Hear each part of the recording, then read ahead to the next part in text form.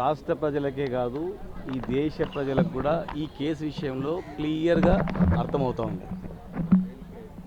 అసలు సూత్రధారులకు బెయిల్ ఇచ్చి A2 A3 వాళ్ళకి బెయిల్ ఇచ్చి 13 ఉన్న వాళ్ళకు బెయిల్ ఇవ్వకుండా, బెయిల్ గ్రాంట్ కాకుండా కౌంటర్ దాఖలు చేయకుండా జాప్యం చేస్తున్నారు అంటే, డిలే చేస్తున్నారు అంటే ఆ ఎందుకు డిలే చేస్తున్నారు అనేది కూడా ఈజీగా గమనించగలుగుతారు. కోర్టులో ఉన్న వ్యవహారం కనుక మీకు చెప్పలేము. ఖచ్చితంగా న్యాయ వ్యవస్థ పైన మాకు నమ్మకం ఉంది. అప్పుడన్నా ప్రజలకు తెలుస్తుంది, అరే అసలు ఏం జరిగింది.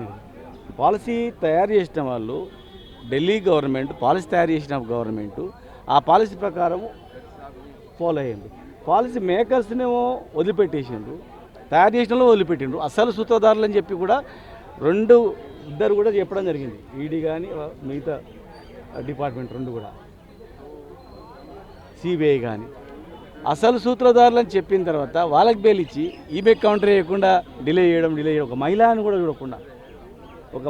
చూడకుండా ఆరోపణలు చేస్తూ డిలే చేస్తూ చేయడం అనేది ఇది మంచిగా అనిపించట్లేదు. ఖచ్చితంగా జడ్జి గారు కూడా మేము చూసాం, వారు కూడా అసహనం వ్యక్తం చేయడం జరిగింది. ఖచ్చితంగా న్యాయ వ్యవస్థ పైన పూర్తి నమ్మకం ఉంది మాకు. ఖచ్చితంగా ఆమె బయటకు మీకు ఆ రోజన్నా మీకు తెలుస్తుంది, బయటికి కఠిన ముత్యాల గ్యారెంటీ వస్తుంది. ఆమె దానిలో ఏం లేదు, ఇది కావాలని చేసినటువంటి తప్ప వేరే ఏం లేదు. గ్యారెంటీగా నెక్స్ట్ మంగళవారం వస్తాను మేము భావిస్తూ ఉన్నాం.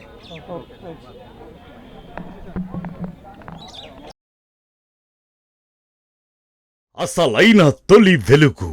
ఫాలో వాట్సాప్ @తొలి వెలుగు official.